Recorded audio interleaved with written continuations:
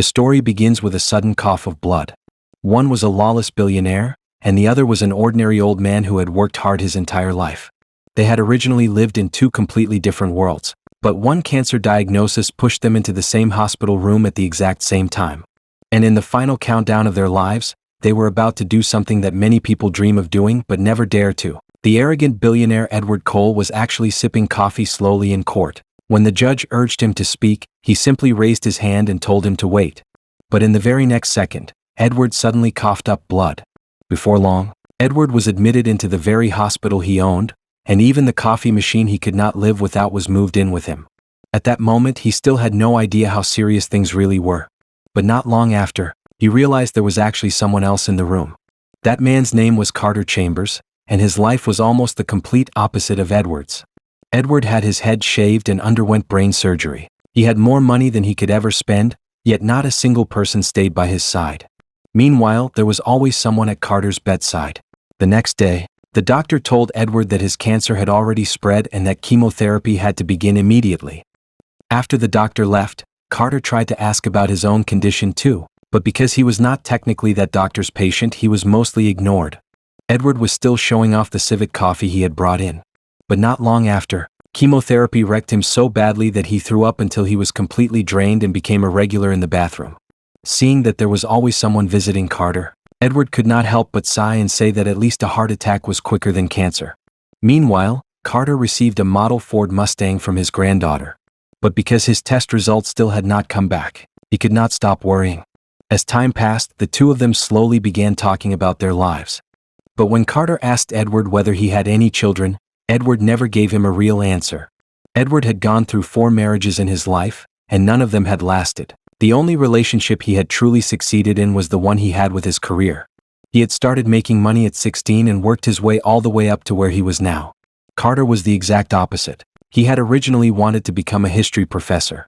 He had finally made it into college, only for his girlfriend to become pregnant, forcing him to give up his dream and work as an auto mechanic to support the family. He always thought he would go back to school someday, but that someday kept getting pushed back until it became a whole lifetime.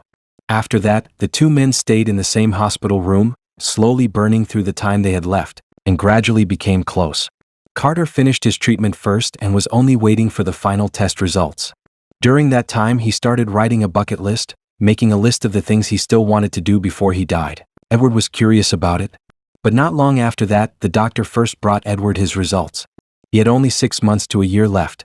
Soon after, the doctor also told Carter that he had only about a year left as well. The moment he heard that, Carter tore up the hospital paper in front of him. With only 1 year left, so many things suddenly seemed impossible. But Edward picked up the crumpled paper and started studying the list. Carter explained that it was a bucket list.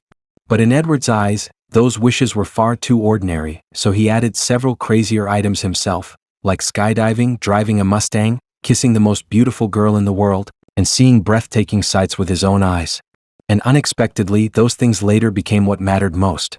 Edward was determined to finish every item on the list. He even said money was not a problem, because he was so poor that all he had left was money. The one who truly hesitated was Carter.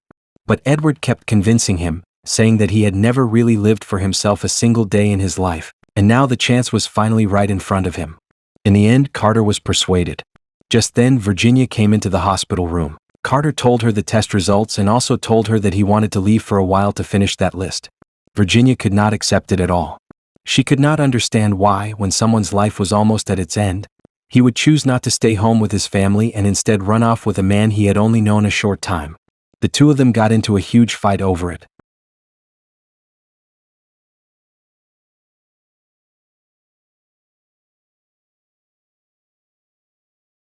Virginia stormed out of the room, but in the end, she still chose to let him go.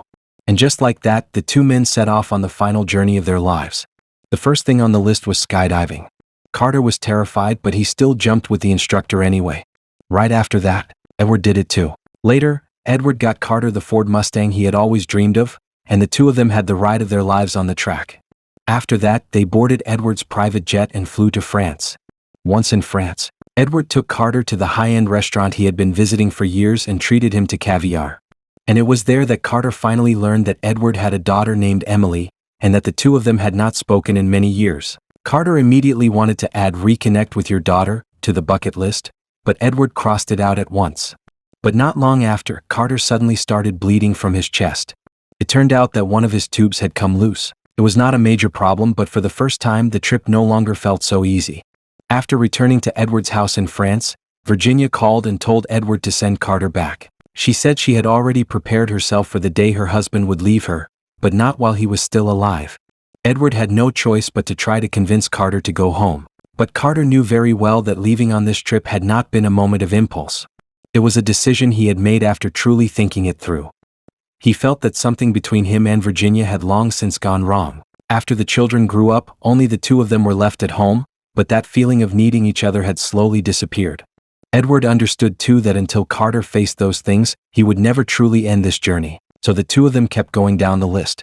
They sang at the top of their lungs out on the grasslands and went to the top of the pyramids to see the wonders of the world.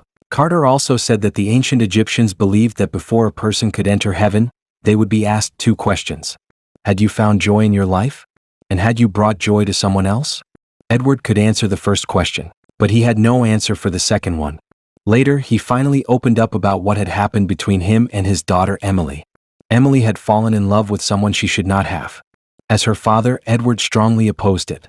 Later, after Emily was abused, Edward dealt with that man in his own way, and from that moment on he lost his daughter too.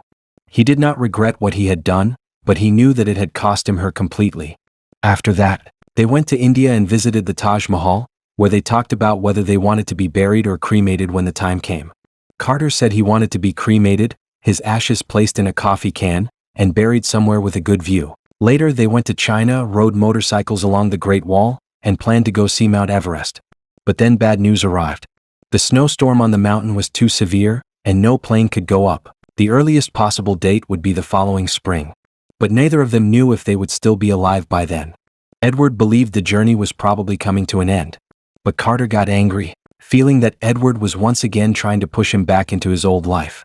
After that, they arrived in Hong Kong. At the bar downstairs, Carter talked with a woman who had suddenly sat down beside him about Mount Everest and about the kind of regrets a person never gets to fix. The woman hinted that she had a room upstairs.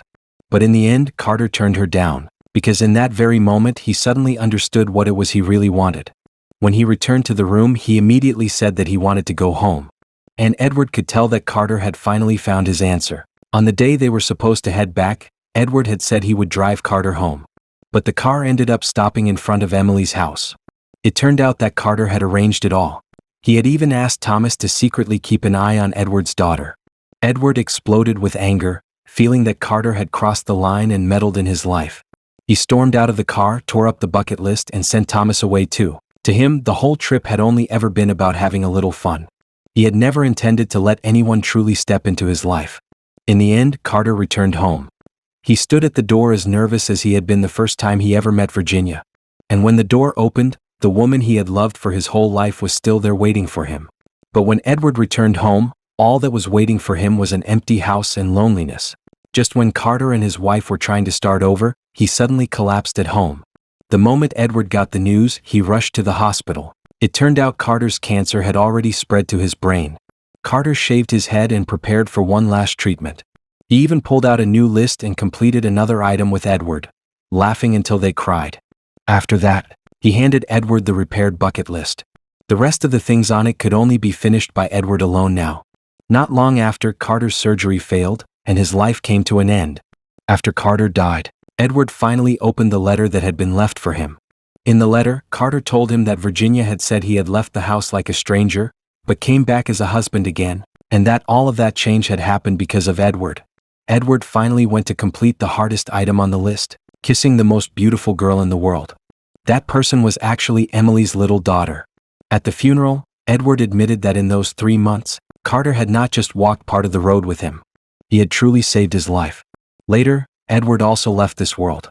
Thomas took his ashes and Carter's ashes, both in old coffee cans, and brought them together to the top of Mount Everest. And with that, the final item on the list was finally crossed off.